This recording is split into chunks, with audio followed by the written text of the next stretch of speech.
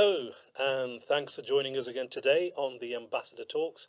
My name's Amo Raju, and I'm delighted to be joined today by an old colleague of mine. In fact, I won't say old, but a long-standing colleague of mine from the voluntary sector, Kim Harper, who has been CEO of the umbrella body for the voluntary sector in the city of Derby called Community Action, once called Derby CVS, but now known as Community Action Derby. And today we're going to be, we haven't got a set topic. We're just going to be talking about anything around the sector, the challenges, leadership, commissioning, whatever goes. We'll see how the conversation goes. So thanks for joining us today, Kim. How are you feeling? Really good, Yeah, actually. It's just nice. I'm treating it as a chat with Amo, so and we have many of that's the those. best way. That's the best way. So, Kim, tell us about your role and some of the things that some of the challenges that the sector's going through at the moment, because I know we're in tough times. We really are. And I think first thing to say is it's a privilege to have my role. And the organisation and the work that we do is, I think, so important in Derby City. Our job is to be a champion for the voluntary and community sector. And I often get to be that voice or make the room for those voices to come through in terms of the system and overall just trying to make change, really. I think you're absolutely spot on.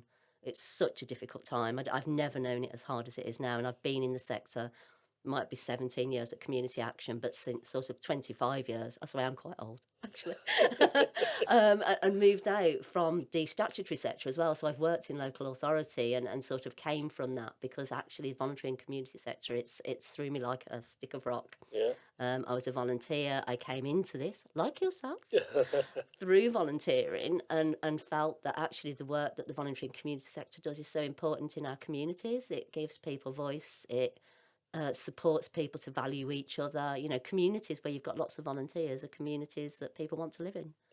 You're right. I mean, the thing is, our sector is, and I say our because although I no longer work in the sector, I still consider it, my home territory. Yeah, absolutely. Um, it, I think it's undervalued, underestimated. We have a massive role. In fact, if you put together the volunteers in the UK and the paid staff in the UK itself, we're actually bigger than the NHS.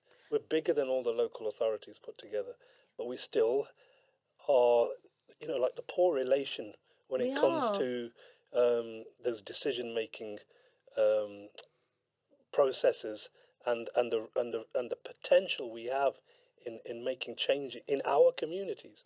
I've said this before, voluntary sector organisations, even this one where we are today in Disability Direct, it has started thanks to support given by Community Action back in 1994, thanks to a group of people who wanted to make local change, and they need an organisation like Community Action to say, how do we do this? How do we put our frustration into good for the community? And that's not as well recognised in today's society. When I say you just look at some of the cuts that have been made to budgets across the UK at the moment, they all have had a massive impact on the sector. How do you think we're going to get through the next few years? I think by continuing to showcase what we do. Also, if you think about the move now, it's very much gone. So you had recently in House, you had the Darcy report. It's about being informed and us sharing information as much as anything Yeah, and putting pressure together where we can on the system. I think I would say the system, it's like, what's the system? You know, it's local authorities, it's the health system, it's those statutory services that are funded but aren't funded actually to meet the needs at the moment of those that are most removed from some yeah, of those services. yeah, You know the same way as I do. I'm getting services anymore. I'm from a family that has neurodivergence, for instance. We don't get support yeah, anymore because the benchmarks have changed. And actually, it's so important that we work together, that we lobby, yeah, that we advocate, and that we make sure that we're all as informed as we possibly can be, but also showcase what would happen if the voluntary sector wasn't around. So many people would fall through the cracks. So if I think about the partnership through food, sort of working within the Housing Support Fund And what we had was, okay, there's not a lot of money there. I think this was sort of last year. And there wasn't a great deal of money, but we've got a network of 74 local organisations that are already feeding people in communities, Yeah. giving them a hot drink. Had Community Action not stepped into that space, supported them, funding over 60 of those organisations just to top up the work they're already doing, and fed over 31,000 people. Yeah. That wouldn't have happened without us working with those community assets, working with local authority on that occasion as well, and really trying to do something differently. There isn't enough of that. No, there isn't, and you've given great examples there, and I remember, the pandemic wasn't that far away, not that long ago, when had it not been for the voluntary sector in every city in the UK had a voluntary sector that suddenly sprung into action Yeah. and almost saved the day in some aspects, because we acted swiftly on so many levels, getting food, getting Yeah. shopping, ensuring the neighbours were okay, ensuring people were getting vaccinated. All those kind of things were done through voluntary sector It organisations, was. and we didn't have the red tape that the statutory sector had. And so, but then, when it comes to divvying out the funding, we get not even crumbs now. We get It's not there's no, crumbs. there's actually nothing left over for us, No, and there we isn't. end up. I hate to say that sometimes I've seen the voluntary sector turn in on itself. Yeah. A partnership is almost a word of the past sometimes. There's too much competition in the sector, and that's one of the things I don't miss, because I'm no longer working as a CEO in a charity now. But the thing that really used to frustrate me was, partnerships. Apart from the partnership you and I have always had, Yeah. we've had a great partnership. Yeah. But trying to get anybody else around the table, it was, it's like you're trying to get blood out of a stone sometimes. People just did not want to get around the table with anyone. They don't trust each other anymore. Absolutely, completely agree. And I think that's the other thing for me. It's about modelling the behaviours we want to see. Me and you, we've always worked really well Yeah, together, and that's something that we've actually, I think, sort of tried to pass out to our peers in the sector as well. So I would say we've got some brilliant partnerships in Derby yeah, that are really thriving. And I think it's about us, not being scared. The elephant in the room, if somebody isn't acting in that way and behaving in that way, then we need to sort of have that proactive conversation. I think it's something me and you have already always we tried to have, do, yeah. haven't we? And I think the thing is, it's sometimes it's a difficult kind of arena to be in when you're having to, um, the voluntary sector's always been seen historically as a soft, cuddly kind of Yeah, sector, almost angelic in its obviously. image. But we need to get a little bit more ruthless and brave in some I aspects, think because brave and confident in yeah, how much we've got to offer is so important. we just Yes, sometimes don't shout about ourselves enough. we don't. The one thing I used to do as a CEO was I spent money on PR, because I recognised that we were up against some of the big boys sometimes who had big budgets, Absolutely. and we needed to we need to make sure that the CEO and the organisation's image is out there projected, because in the modern day, let's be realistic, when commissioners put tenders out and stuff, they will do Google searches. They will do Google searches on Yeah, who the management are and what's the organisation's. It's almost like a credit check to some extent, yeah. and we haven't got that right in the sector. Sometimes we're so busy doing what we're doing, we're forgetting to shout about what we're doing as well. And Yeah, and sometimes the bigger fish, when they come swimming in our little pond, yeah, they've got their PR right, and that makes it difficult for us. 100%. And that for me is why we really need to work with commissioners, to make sure that offer, that they're aware of it, but also take it right back to square one. The frameworks that you put together Yep. in order to develop those local work streams. So, for instance, you don't always have to have the benchmarks that are set out. So, if you're we've got the new Procurement Act and the legislation coming through in the spring, and that's a lot of that is about actually working with local provision. Mm. You know me, I'm a big big supporter of health and wealth. If you are wealthier, you will be healthier. Yeah. And actually, we should be employing local. We should be building local capacity. as a sector, we can actually use the anchors that are based locally, like local authorities, universities, health providers, to work with communities in communities, making sure that we invest. Some Absolutely. areas have done it, Wigan, Preston, why can't we do it and do it more readily, looking at the new... I think sometimes it requires a little bit of it. Not even. I wouldn't even call it a leap of faith. I No, think it's it's just, not. it's just, it's just thinking outside the norm sometimes. Yes. And if Wigan has done it and other localities have done it, it's because somewhere someone sat down and said, we can't do this. Out there, people can, Yeah. groups can, who are right connected to the community. Why? Let's just go and cut out all the middle people and just get the job done. Agree. When have Disability Direct or ourselves ever not taken a contract and made it work one way or Absolutely. another? Yeah. Or a grant? I mean, grants. There should be grants. Fundamentally, you cannot make money from the work that we do. Yeah. If you're doing it well and you're doing it with local communities, then we're not looking to make money as a charity. It's a triple bottom line. Yeah. We don't do transactional work. When the money runs out, we will always still be there. You will always still I say you're still disability direct. I I'm know still you. I'm distantly connected to it. Well, that's it. For me, we're sort of the backbone in terms of community action have been around since 1973. We're not going away. Absolutely, and long may it continue, because I think the communities are always going to have.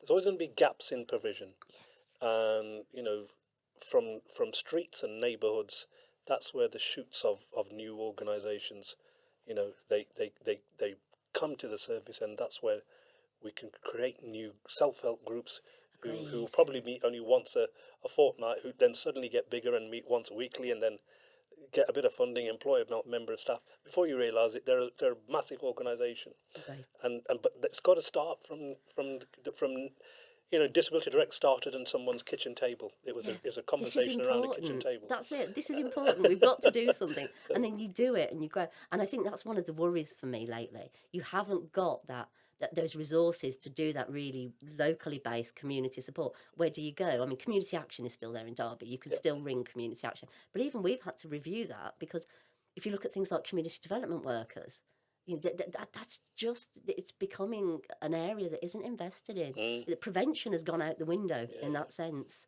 And we've got to somehow redress that balance. And I recognise times are hard. They are, and some of the stuff that we were doing back in the 80s and 90s, I think there's a desire for there's an urgency for them to come back, and we've got to start thinking about them again.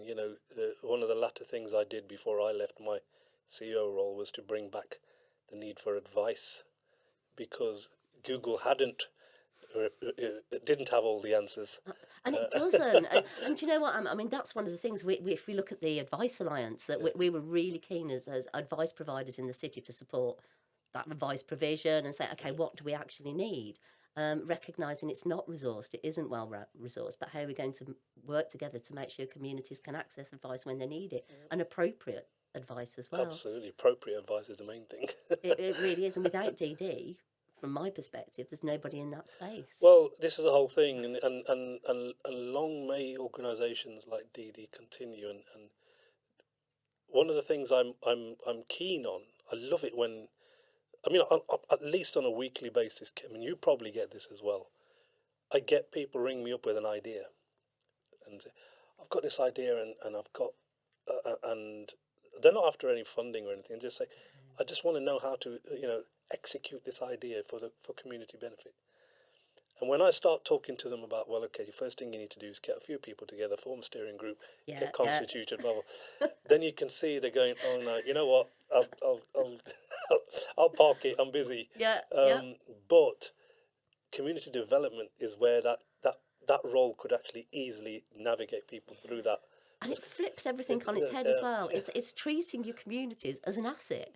I think so. It's almost that parent-child relationship, but it is. I think local authorities sometimes, and the system sees itself as the professionals and the experts. They forget about all of that expertise in communities, and it's so important that happens at a really granular level. You can't roll this up and take it 20 miles away. And expect that it's still going to be relevant to those communities that are, issues and place. And the thing is, one of the things I found as soon as I stepped down from my role as CEO, I thought, gosh, I've got 30 years of wisdom. Well, I think I've got some wisdom, I don't know. 30 years of experience. Yep. What do I do with it now? And as okay, I'm mentoring a number of people, which is great. But then I thought, there's so many people out there who have taken early retirement or could not work for whatever reason anymore, but they've got it all up here and they know how to support people and they know how to make changes in the community. It's just about harnessing that kind of talent in the community. Agree. And I think community development officers, if they're in neighbourhoods, they're the ones that can kind of get people together and suddenly channel that kind of energy into something really powerful. But we again, back to your point, it needs to be funded. It does, It can't. and it needs to be local, and it needs to be long term. Yeah. Where are the new me and yous coming through? That's my concern. Yeah. Those community leaders that we need to be growing and working with, and not just piecemeal either. You're right. I just wrote an article over the last week, and I raised this point in that there's a big danger with voluntary organisations at the moment when they're recruiting their first CEO. They're going straight for somebody from from the commercial sector, private sector, Yep. or the public sector, Yep. who may understand budgets, may understand some kind of need, but do they understand the grassroots needs of that beneficiary group that was set up, that the organisation was set up for? Probably not. I've sat in on too many meetings where I've seen these people struggle in meetings because they can't truly represent their group. And But that's they're it. great. They're probably great as CEOs. Give them a commercially based decision to make, they'll make it. Yeah. I Yeah. agree. But I when it agree. comes to understanding the needs of that core group that they're supposed to be representing, they're struggling, and that's where it needs to come from. Like you started as a volunteer, I started as a volunteer. The investment needs to happen right at the grassroots It of in really community, and does. that's where you're going to get community champions become community leaders to become the next noisy people in the sector. That's what we I need. love that description. Definitely noisy. Definitely Well, noisy. like you, I've wound a few people up who there were a few tears when I left. There were also a few bottles of champagne popped as well because they thought finally he's not longer stress us out anymore. I was going to say, I'm sure that won't happen, Amo. I'm sure that won't happen. Because, like you, and me, the passion will always be there. I came at this because I wanted to change a community I was in. Yeah. And then some fool employed me to do it. And I learned as I went along. But actually, fundamentally, if I ever lose that passion to want change, to make sure that the system interacts in a way that works for communities, there's no point me doing No, it. absolutely. There's Then no you suddenly point. that's when you realise, you know what? It's time to go. Yeah, It's time to see if anybody else can do this in a different way. yeah. And but the thing is, it's like we said. I think we're always going to need an organisation like Community Action. What kind of in 10 years' time, 20 years' time, what kind of role is that organisation going to be playing in the sector depends on the sector itself Yeah, and the needs of the sector. our job is a flourishing sector, Yeah. and I know that we haven't got one at the moment, Yeah. and I think we've managed to survive, which actually we're not thriving. We're not thriving as an organisation or a sector in some ways at the moment because it is that difficult. But we are, we're still there. We're trying to work together. Community Action, given the cuts back in 2015, would not have survived without Disability Direct. Mm-hmm. If you think about it in those terms, we've got that relationship at a local level where it was like you said, "Well, can I part fund one of your staff, Yeah. Kim?" Um, And it's a simple conversation, and I mean at that time, I remember thinking about this thing. I'm just about to ask another organisation if I can have half of their staff or a part-time role of their staff. I've never done that before. I don't know if they've done it before, but this kind of thing happens all the time when secondments in local authorities. yes, yeah, it does But and I thought, and we did it, and it worked. brilliantly. And Yeah, if anything, it united the organisations a bit. The relationship got stronger, yeah, and that leads me on to a really interesting point in that our sector is very scared almost of working with each other. And when EJAZ came to work with Disability Direct, I had no qualms. I never said to the staff, "Don't tell him this bit." I said it's open. The files are open. Let him have a look at Yeah. absolutely everything. Yeah. And that's the only way the relationship's going to work if you're absolutely honest about it. Agree. And there were times when he'd get frustrated with me because I was asking him to do stuff that we don't do it that way. But just try it this way. Just try it. And I think he got it. I think he understood where I was coming from. But again, we're learning from each other at the same time, aren't we? Absolutely We're learning right, about yeah. different cultures and different styles. But our sector is kind of fearful of partnering in that way. If you don't want to partner in funding, you can share staff, you can share resource, Exactly. Yeah. and learn from each other at the same time. And Yeah. that's such an important thing. What do you think we should do more to try and get that? That's one of the things we're really trying to do. So alliances, partnerships, and identifying organisations with similar values. Yeah, Fundamentally, we're a values-based absolutely. organisation. We value people and we value our communities. We're not transactional, and it's about identifying organisations like that. And you need the formal rules, the memorandum of understanding, but you'll never get to that point if fundamentally, as organisations, you don't share those core No, values. that is pretty much that I'm pretty sure that's the bread and butter of most organisations. They've got to have those principles in place. But I think there's always also an element of trust as well. We need to have. There is. And, So and then we're pitted against each other. Or if you think about the commissioning procurement systems that we have to work in, or grants, it's always, you're in competition with this organisation over here.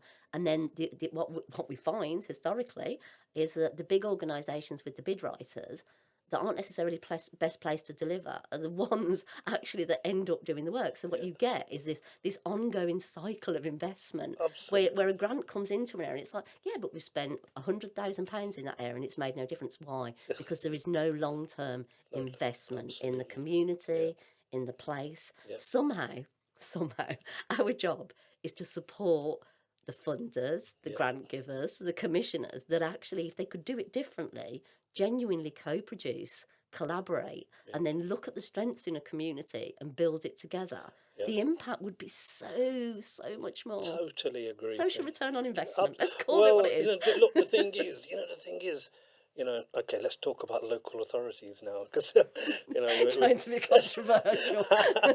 the thing is, local authorities. I mean, I had this thing about local authorities. I mean, I'm an ex-councillor as well, so as people know, I've been on the other side. Yeah. But local authorities will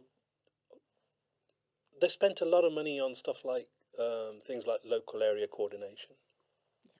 And I know they did a bit of research probably about 10 years ago now, where they did a calculation where they said for every £1 spent in local area coordination, we generated £6 return on investment, something like that. Okay. And I can remember I sat there listening to the report at the time, and I thought, well, why don't you apply that same principle to the voluntary sector? Absolutely. If you gave us £1 of funding, we'll give you £10 back in the difference we're making in the community. Yeah. Yeah. But and that's where I really struggled with the local authority, because it was okay when they were sorting formulas out for themselves, but they needed to apply that for the voluntary sector, and then instead they cut the voluntary sector funding down to zero. Exactly. Yeah. And said, oh, if it's not statutory, we're not going to fund it. Yeah, And we didn't have, for me, we didn't have that grown up conversation at that time. It was not a good time. I say it's difficult and challenging now, but I would say it's not perhaps quite as challenging in terms of the conversation yeah, as it was back then. and that's where noisy buggers like you and me have to kind of get quite not shouty, but we kind of have to start. We've got to get on our high horse a little bit, Absolutely. and start saying we've been through this before. I've been through cuts 3 times when this organisation was funded, and it so I could see what was coming around the corner. I can remember saying to my board of trustees in 2007, I said, it's great at the Yeah. moment, it's Yeah. great, but I know it's coming around the corner. My crystal ball's telling me Me too. the cuts are coming. Yeah. But luckily at the time we had income generated through a trading arm, so when the council cut the funding, it didn't make any difference to us to that extent. Yeah. But it had a massive impact on the sector. You said some interesting words there. Where the voluntary sector was were pitted against each other, Yeah, still happens. and that was an unfortunate outcome Yeah, of the cuts, because suddenly organisations that would sit around the table were getting quite kind of untrusty about the rest of the groups yeah, around the table, and yeah. I could see that. And you sort of know that that's going to happen because at the end of the day, most of us get into this because we're passionate Yeah, about it, and we think we're doing it right, and that can be really hard to give away some of that power when you've got very little power yeah, in terms of controlling it anyway. And actually, it is about us being able to trust and speak together and talk about these things. It's then also for me, it has to be about the system creating the conditions yeah, for that to be a place we can be in, because fundamentally, while it pits us against one another, while it takes, for instance, if you look at commissioning, then actually it's nearly always on price. yeah, Why? What about quality? What about the fact that you're locally based and in employing, 12 local people, yeah. and actually your senior management team is also local. So therefore, we're going to invest in this whole community. That's and that I hope we can start to look at a framework, and it's something I've approached, on many times I I've know. said this, Yeah. and Well, I'm going to keep saying it until somebody listens. well, yeah, you're right. At some stage, somebody will say that's a good idea, but even though you've been making that noise for a long time, but the thing is, I'd say the sector's got so many challenges. In one of the things I used to frustrate me was, I used to see it. I mean, 2008, I think it was, the charity that I ran. We acquired, we actually acquired a group, a voluntary organisation. Right. They said we want to come under your wing. And then in 2011, a second organisation, we acquired that. And I started thinking, I thought, again, that's unheard of. It is. Acquisitions and mergers in the voluntary sector, it's almost a swear word. But it saves the day in It sometimes. And does, it, yes. there are times when I used to mention it to other organisations, they want to kick me out of the room. Like, how dare you even say those kind of things? Over my dead body, I built this charity in 1970, blah, blah, Yeah, blah. And I'm thinking, yeah, but you're not going to be around if you carry on what you're doing. You've got to that's it. merge with someone. I won't mention any names, but I've been approached on various occasions about brokering, and we do this. Are there other organisations we could talk to, and sort of opening the door, if not leading people through it. I Yeah, think you have to be at the end of the day. It's not about the organisation. The yeah. work we do is about the people, the organisation, the communities that we support. It's not about the And organisations, you're, is you're it? spot on. The communities that we support is what it's about. But again, I'm going to say this. I'll probably get in trouble for it. But I know of too many CEOs. Not you. I know a number of CEOs out there across the UK. I could think about at least three as we're talking now, who've sat on in their job for many, many years. The organisation hasn't really developed, hasn't really moved, and I can say you're just riding this out till your pension. You're not, you're not doing anything for the organisation, Yeah, and I can pretty much guarantee that as soon as you've gone, the organisation's going to start to go down. But it's back to what we said right at the beginning. Groups were started out of frustration, and when you replace that frustration with self-interest, then you're no longer a voluntary organisation you're anymore. not. You need to be classed in a different way, I and completely I agree. see that too often. Yeah, Now, okay, I can say that because I made the decision to step down as a CEO, and some people say you're mad. Why did you do that? But it, it had to be done for the benefit of the organisation. I've been here 30 years. Somebody else needed to have a look, yeah. and you know, luckily the board of trustees felt we want to keep you in some role. So I'm here in an ambassador kind of capacity. But the interests of the organisation, the voluntary organisation, they should be paramount. Always, And that always. doesn't happen in our sector. It happens in a commercial organisation. When the shareholders see that the CEO is not doing much, they're out. Yeah, absolutely, They're out. absolutely. Yeah, But in voluntary organisation, trustees will say, uh, "Not doing well, all right, yeah, we'll see you in 2 months' time." And it's there's almost that going on. yeah. I've got to read all those papers. you know, it's, tell us the good bits. We don't want to hear about the bad bits. Yeah, and I I think hear it's that a warts lot. and all. Yeah, I see that a lot. There's a couple of boards that I supported a couple of years ago, and they were almost saying, "We don't want to hear the bad news. Tell us the good news." I can't And imagine I that. felt sorry for their CEOs. I thought, you're not interested, are you? When it goes pear shaped, I don't think you realise how liable you guys are.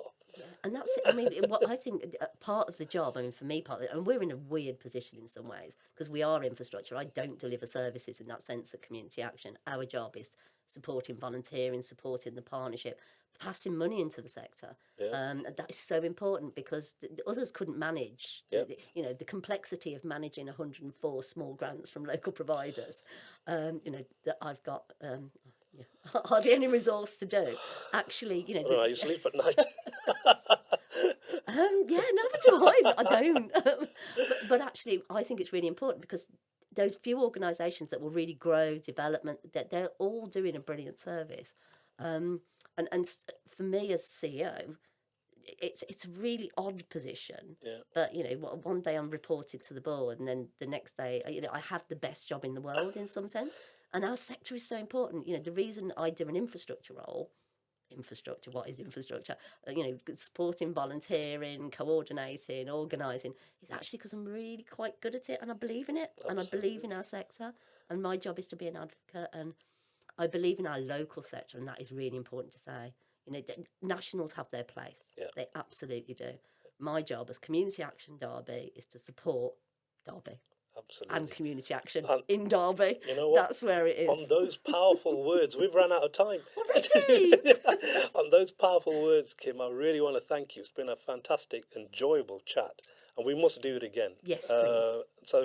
And there's so much we could talk about, and we will have a part two to this at some stage. But Fantastic. I want to thank you again, Kim, for joining us today. This was Kim Harper from Community Action Derby, who's been the CEO for a long time, and hopefully will be CEO for a much longer time as well. Um, Once again, thanks for joining us, and the ambassador will talk to you again soon. See you next time.